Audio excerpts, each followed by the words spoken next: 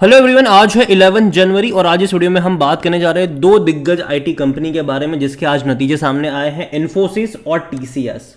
और दोनों का ही शेयर्स अगर आप देखो तो देखो आईटी सेक्टर पिछले कुछ टाइम से लगातार कंसोलिडेट कर रहा है, प्रेशर झेलता नजर आया है क्योंकि ग्लोबल बाजारों में दिक्कत थी, यहाँ पर भी दिक्कत देखने को मिली और नतीजे इनके सामने आ चुके हैं, उसके बारे में हम बात करेंगे। लेकिन उससे पहले अगर आपने अभी तक चैनल को सब्सक्राइब नहीं किया है तो प्लीज़ अभी इसे सब्सक्राइब कर लीजिए क्योंकि आगे भी बहुत सारे वीडियोस हैं जो आपको काफ़ी ज़्यादा हेल्प करेंगे।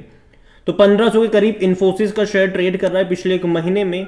अगर आप देखो तो 3% का ग्रोथ जरूर है, एक बड़ी रफ्तार थी, उसके बाद लगातार कंसोलिडेट ही ये कर रहा है। अगर आप एक साल का भी ग्राफ देखोगे तो मुश्किल से 2.5% का ग्रोथ है, जबकि पिछले एक साल में बाजार ने खूब पैसा बना कर दिया है।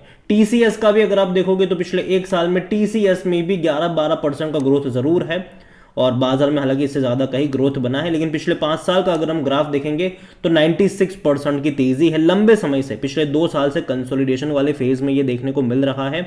और इन्फोसिस में भी अगर आप देखो तो 5 साल में ग्रोथ जरूर है, पैसा डबल जरूर किया है, लेकिन लंबे समय से कंसोलिडेशन वाला फेज यहाँ पर भी देखने को मिल रहा है एक डिक्लाइन के साथ।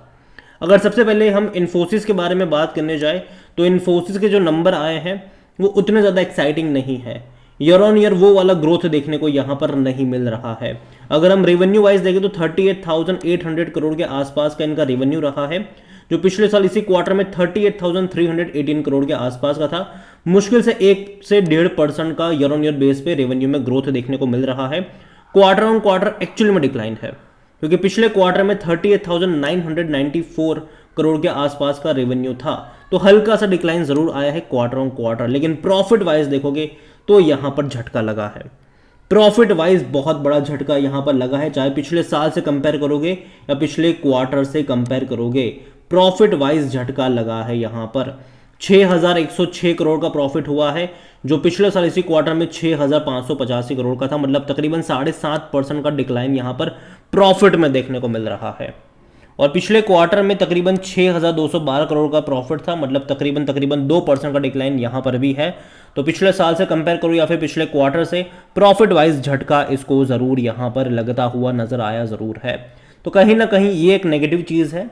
और सेम चीज़ अगर मैं टीसीएस को लेकर अगर इसके नंबर हम यहाँ पर देखें तो हालांकि टीसीएस ने डिविडेंड भी पे करा है, 9 रुपये का इंटरम डिविडेंड और 18 रुपये का स्पेशल डिविडेंड, जो कि बड़ी बात है, अच्छी बात है। और देखो टीसीएस पे करता भी है। और जहाँ तक बात करी जाए इसके भी नतीजे की अगर हम बात करने जाए तो यहाँ पर भी देखा जाए तो एटलीस्ट पिछले साल के मुकाबले इनके रेवेन्यू में, इनके इनकम में कह सकते हैं तेज़ी ज़रूर है। 61,444 करोड़ के आसपास का इनका रेवेन्यू रहा, जो इससे पहले के क्वार्टर में 60,700 करोड़ का था और पिछले साल इसी क्वार्टर में 58,700 करोड़ के आसपास का था। तो इंक्रीज ज़रूर कह सकते हो आप यहाँ पर रेवेन्यू वाइज। लेकिन प्रॉफिट वाइज अगर हम देखें तब शायद ये चीज़ नहीं है। प्रॉफिट इस बार हुआ है तकरीबन 11,095 करोड़ का, जो कि पिछले साल के मुकाबले थोड़ा सा बेटर है क्योंकि पिछले इसी क्वार्टर में 10,885 करोड़ के आसपास का था, लेकिन पिछले क्वार्टर में 11,380 करोड़ का प्रॉफिट था, तो उसके मुकाबले प्रॉफिट यहाँ पर कम हुआ है। तो नंबर कह सकते हैं कि थोड़े से खराब कह सकते हैं। मार्जिन पर दबाव डेफिनेटली यहाँ पर देखने को मिल रहा है, चाहे वो इन्फोसिस के नंबर देखो या फिर आप चाहे देखो टीसीएस के नंबर देखो, मार्जिन पर क्लियरली यहाँ पर दबाव देखने को मिल रहा है। और जो सबसे बड़ी खबर इन्फोसिस को लेकर आई है, वो चाहे इन्फोसिस की हो या फिर टीसीएस को, दोनों में ही अगर क्वार्टर 3 में अगर आप देखोगे तो हेड काउंट्स में श्रिंक आया है। मतलब कि इन्फोसिस में 6,101 लोग कम हुए हैं यहाँ पर, और ये बड़ा नंबर है। चाहे वो रेजिग्नेशन के थ्रू हुए हो, चाहे वो फायरिंग के थ्रू हुए हो, लेकिन हुआ ज़रूर है ये, और ये बड़ी बात है। अगर टीसीएस में भी देखोगे तो वहाँ पर भी यही नंबर है। टीसीएस में तकरीबन 5,608 लोग कम हुए हैं, तकरीबन 6,03,305 करोड़ के आसपास का आंकड़ा टीसीएस में अभी हाल फिलहाल में है। तो दोनों में ही ये चीज़ें देखने को मिल रही है। अट्रेशन रेशियो हालांकि कम जरूर हुआ है, जो कि प्रीवियस क्वार्टर में तकरीबन 14.5% के आसपास का था, वो अभी घट के तकरीबन 12-13% के आसपास रह जरूर गया है। लेकिन फिर भी कह सकते हैं कि इतना जनरली ये देखने को मिलता है।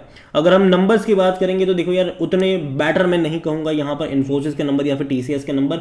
और जनरली अगर आप पास का ट्रैक रिकॉर्ड देखोगे तो नतीजे के बाद एक प्रॉफिट टेकिंग आती ज़रूर है। इन्फोसिस में भी हमने ये देखा है, टीसीएस में भी हमने ये देखा ज़रूर है। और शायद अगर यहाँ पर कल गिरावट देखने को मिलती है तो विप्रो में और एचसीएल भी इससे पीछे नहीं हटेंगे, क्योंकि कल विप्रो के भी नंबर आने हैं, एचसीएल के भी नंबर आने हैं। तो यहाँ पर मैं इतना ही कहूँगा कि जिस तरीके के नंबर्स आए हैं वो उतने ज़्यादा एक्साइटिंग नहीं है, लेकिन हाँ ये चीज़ ज़रूर है कि ये एक्सपेक्टेड था कि ऐसे ही नंबर्स आने वाले हैं। तो कोई सरप्राइज़ वाली भी बात नहीं है कि भैया इतने ख़राब कैसे आ गए, क्योंकि वो ख़राब नहीं है, ये एक्सपेक्टेड था। शायद अगले क्वार्टर के नंबर भी शायद इसके आसपास ही आपको देखने को मिलेंगे, लेकिन उसके बाद धीरे धीरे यहाँ पर चीज़ें बेहतर होगी।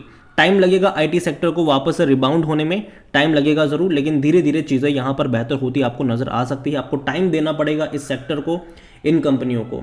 और अभी के लिए अगर मैं देखूँ तो मुझे इन सब में इन्फोसिस अच्छा लगता है, लेकिन हाँ थोड़ा सा करेक्शन यहाँ पर एक्सपेक्टेड रहेगा। अगर आप पिछले 1 साल का यहाँ पर ग्राफ देखोगे तो तेज़ी ज़रूर आई है, और आप देखोगे तो बेहतरीन रफ्तार यहाँ पर थी। एटलीस्ट जो लेवल मुझे यहाँ पर अच्छा लगता है वो 1350 से लेकर 1400 रुपये के आसपास का लेवल इन्फोसिस से मुझे अच्छा लगता है कि वहाँ पर अगर शेयर जाता है तो बाइंग की अपॉर्चुनिटीज़ जो है वो देखने को मिल सकती है। लेकिन हाँ ये भी है कि आपका जो नज़रिया है वो यहाँ पर लॉन्ग टर्म का होना चाहिए, शॉर्ट टर्म का नहीं। और टीसीएस की मैं बात करने जाऊँ तो यहाँ पर भी फॉल एक्सपेक्टेड रहेगा, लेकिन यहाँ पर भी जो लेवल मुझे पसंद आता है वो 3200 से लेकर 3500 रुपये के आसपास का है। वहाँ पर अगर ये जाता है तब आप रिस्क ले सकते हो टीसीएस में भी, लेकिन मेरी जो पहली प्रेफरेंस होगी वो इन्फोसिस होगी, टीसीएस नहीं। क्योंकि टीसीएस मुझे लगता है कि टाइम लेगा, ये भी टाइम लेगा। और अभी के लिए जो नंबर्स आए हैं वो उतने एक्साइटिंग नहीं है, लेकिन जैसे कि मैंने कहा कि ये एक्सपेक्टेड था कि नंबर्स जो आएंगे वो ऐसे ही आएंगे, कोई उतने ज़्यादा अच्छे नंबर्स की एक्सपेक्टेशन अभी इनसे थी नहीं। अगर आप इन्फोसिस को लेकर देखोगे तो हालांकि जो एस्टिमेट था वो मिस ज़रूर करा है, तकरीबन इनके नेट प्रॉफिट में फॉल 7% का डेफिनेटली देखने को मिला है पिछले साल के अगर आप कंपेयर करोगे तो। और जो एक्सपेक्टेशन थी वो तकरीबन थी 6245 करोड़ की। इस बार का इनका आया है नंबर 6106 करोड़, तो एक्सपेक्टेशन भी कोई ज़्यादा बड़ी एक्सपेक्टेशन नहीं थी। मिस हुआ है, लेकिन ज़रा से मिस हुआ ज़रूर है। और मैं यही कहूँगा आपसे कि जल्दबाजी मत करिएगा आईटी सेक्टर में एकदम से पैसा लगाने के लिए, क्योंकि देखो हाल फिलहाल में गिरावट पिछले कुछ लंबे समय से चल ही रही है, और बाजार अभी अगर आप देखोगे तो ऑल टाइम हाई पे बैठा है। आने वाले टाइम में जब बाजार में एक प्रॉफिट टेकिंग आएगी तो कहीं ना कहीं मुझे लगता है कि आईटी वाले जो शेयर्स है वो फोकस में रहेंगे, क्योंकि ऑलरेडी ये बहुत बड़ी गिरावट दिखा चुके हैं। तो नज़र रखिए इसके ऊपर। ओवरऑल मैं इतना ही कहूँगा कि दोनों ही कंपनियां अच्छी है, लेकिन जो लेवल मैंने बताए हैं वहाँ पर आपको मौके ढूंढने चाहिए, ना कि हायर लेवल पर। और रिजल्ट्स के बाद एक प्रॉफिट टेकिंग आती है, ये आईटी सेक्टर में पिछले कुछ क्वार्टरों से प्रथा रही है। तो कल भी मैं यही चीज़ एक्सपेक्ट कर रहा हूँ यहाँ से। बाकी मर्जी आपकी है, वीडियो को यहीं पे एंड करूँगा। पसंद आया हो तो लाइक करो, शेयर करो, चैनल अगर पहली बार हैं तो प्लीज़ सब्सक्राइब करें। और इन्फोसिस और टीसीएस दोनों में से कौन सी कंपनी आपको पसंद है वो भी आप मुझे कमेंट में लिख के बता सकते हैं। Thank you.